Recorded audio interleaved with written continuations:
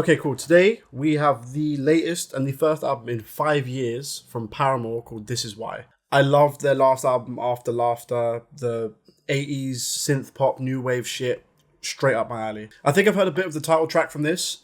I haven't heard anything more, so we're just going to get straight into it. Paramore, This Is Why, first track is the title track, This Is Why.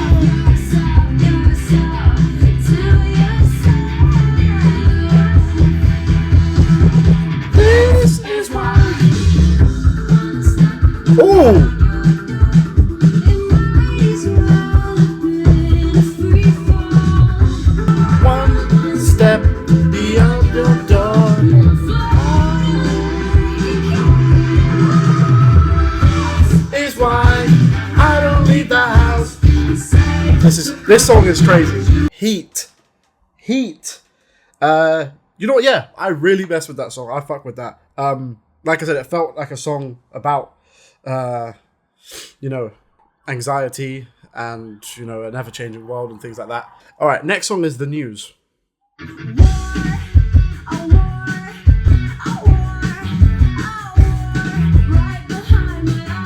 Interesting.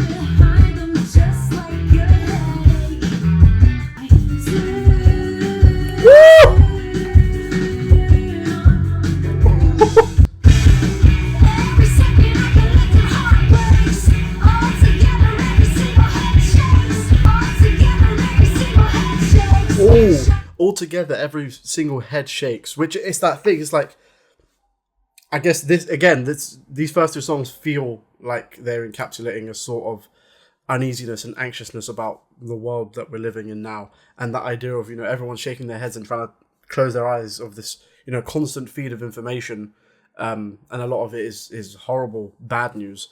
But there's nothing you can do to shake it off. It's a fucked up feeling.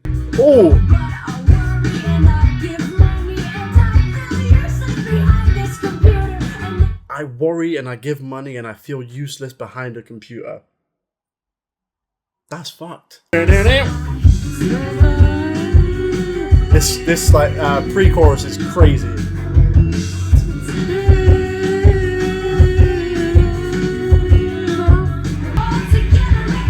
Head shakes. I'm literally shaking my head and closing my eyes. All along we called it normal.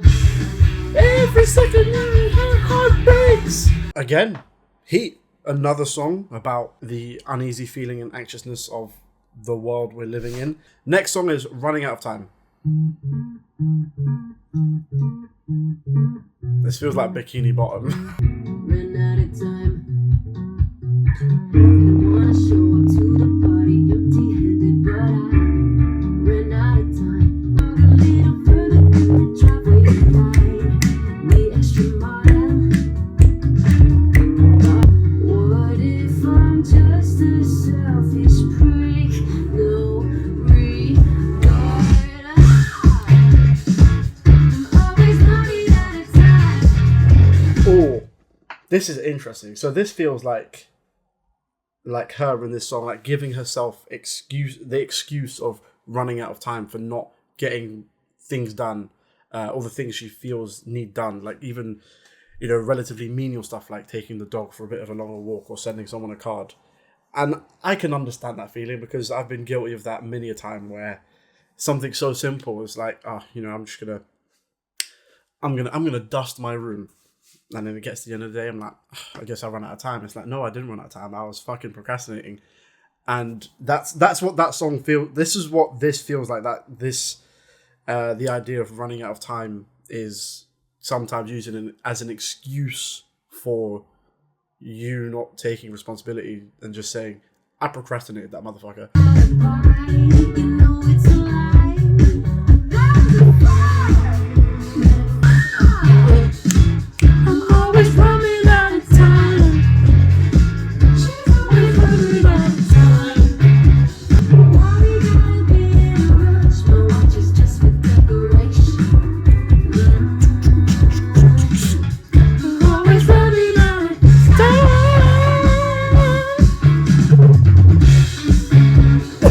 That is 3 for 3. That is 3 for 3. I feel that song was secretly personally attacking me, but we move on.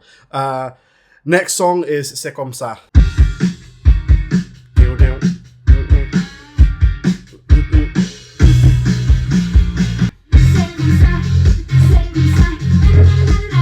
C'est comme ça, c'est comme ça, na na na na.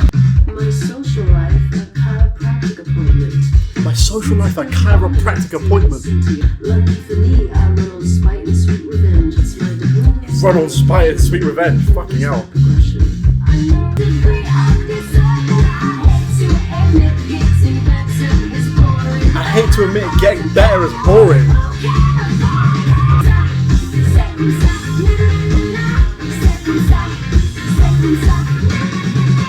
A bit more abstract than the other ones, because the other ones are very, specific and detailed about specific way of feeling.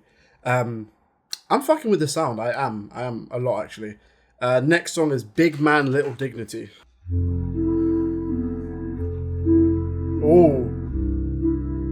Oh, I'm gonna love this. I know me. This sounds like motion picture soundtrack by Radiohead.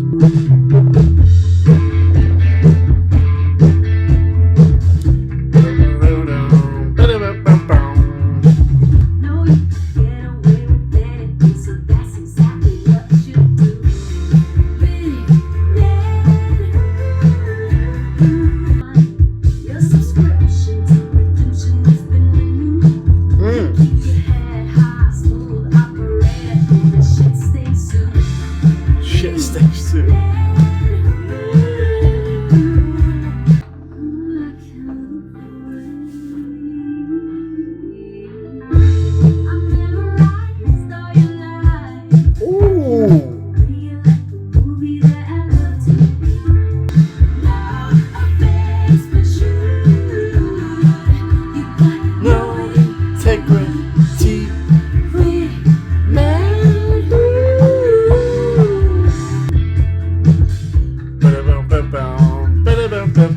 Those guitar riffs, they're quite simple, but they're so fucking sticky. We're halfway through the album. I think it's been 5 for 5. That song was a bit more somber and contemplative, but Hayley's vocals, as amazing as always. She always finds like a new way from the Paramore I've heard, at least, because I'm not too well versed on Paramore lore, but from the Paramore I've heard, her voice is just like so versatile and it's just an amazing voice. Okay, the next song is called You First.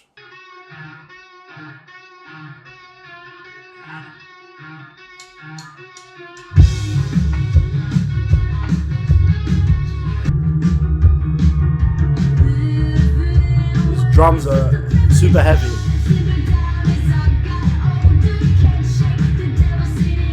Shoulder. Ooh!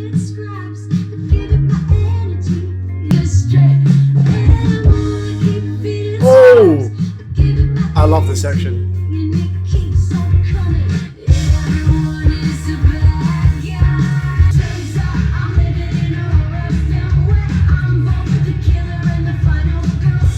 I'm living in a horror film where I'm both the killer and the final girl. She's spitting. She's a spitter. She's a spitter. West Side Hayley.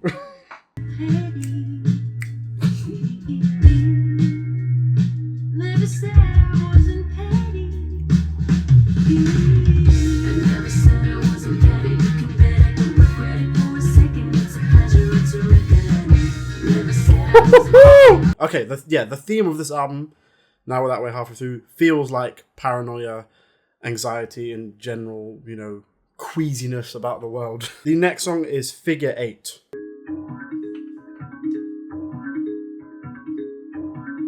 What the fuck?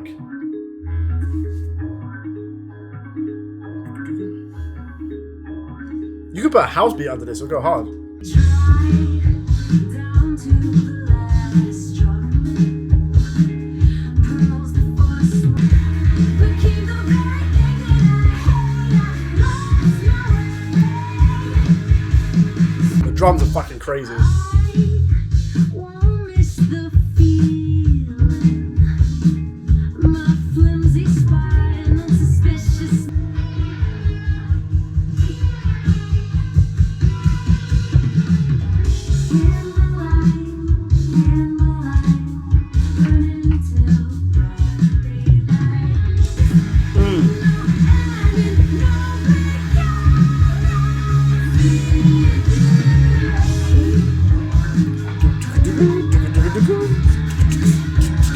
Oh, it seems like the more the album goes on, the more like spacier and textured and ethereal the songs are becoming. I really like that song as well. This has been such a consistent album, fucking hell. The next song is Liar. And we've got the lengthier songs towards the back end as well. These arpeggiated guitars are going crazy. These men have been listening to bare Radiohead. It's hard to say.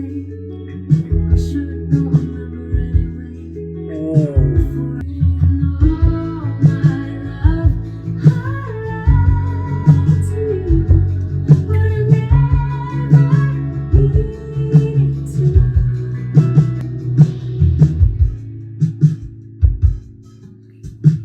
Yeah, this album definitely getting more down tempo the more we go on.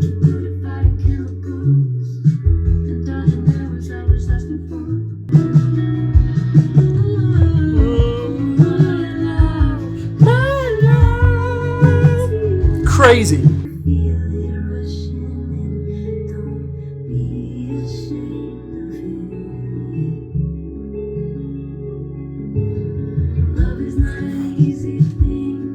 Facts.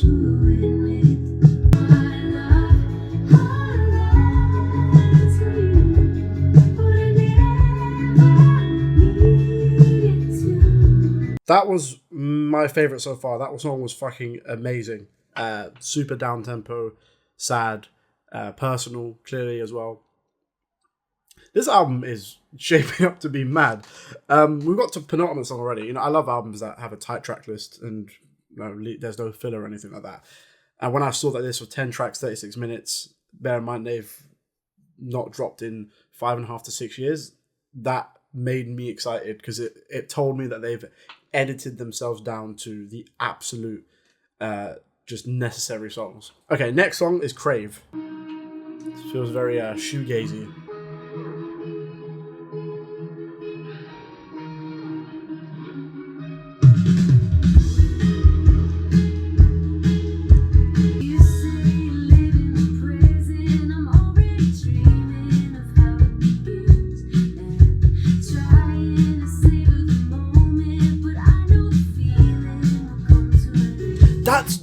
That fucks me up so much. Haley, I get you so much. Where she says I'm trying to savor the moment, but she knows it's going to end. I get that with like the smallest things, like it and this is gonna sound so weird, but the concept of music, most of it is anticipation or remembering the bit that was just amazing. So like as I'm listening to the song, I'm in the moment because it sounds amazing, but I'm remembering what just went and what's about to come. And that happens with it literally happens with everything. I guess it's like a microcosm for life where you try and savor the moment, but most of it, 99% of the moment is the lead up to it and you remembering that it just happened. And it's like, you know, at what point can you truly savor the moment? It's a strange concept to wrestle with.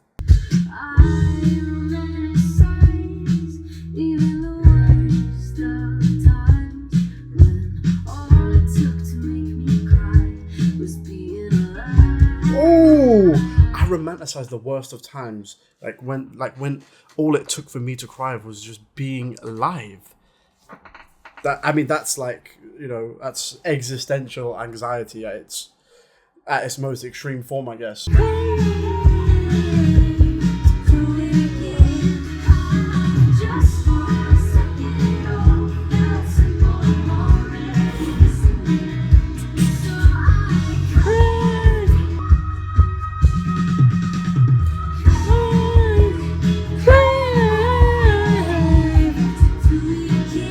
Jesus, this second half of the album has gotten like really introspective, really personal. It felt like it split like halfway through the middle, where the first few songs felt, heavier, punkier, more aggressive and louder, and the more it's gone on, the more and more just down tempo and dreary it's got. And I'm loving those two emotions like sitting side by side. This last song is called Thick Skull. I am a magnet for broken pieces.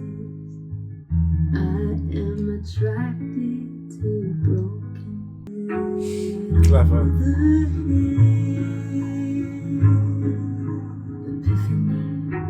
over my head. Oh my god, man. Give it to me. Oh, maybe not.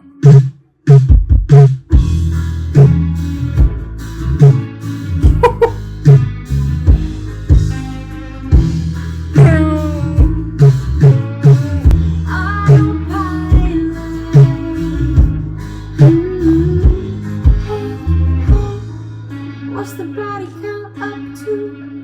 Now, Captain. Oh my god. Give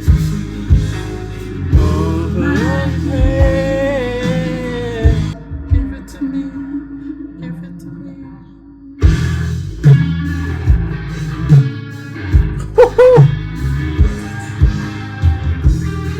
I just don't even want to fucking stop it.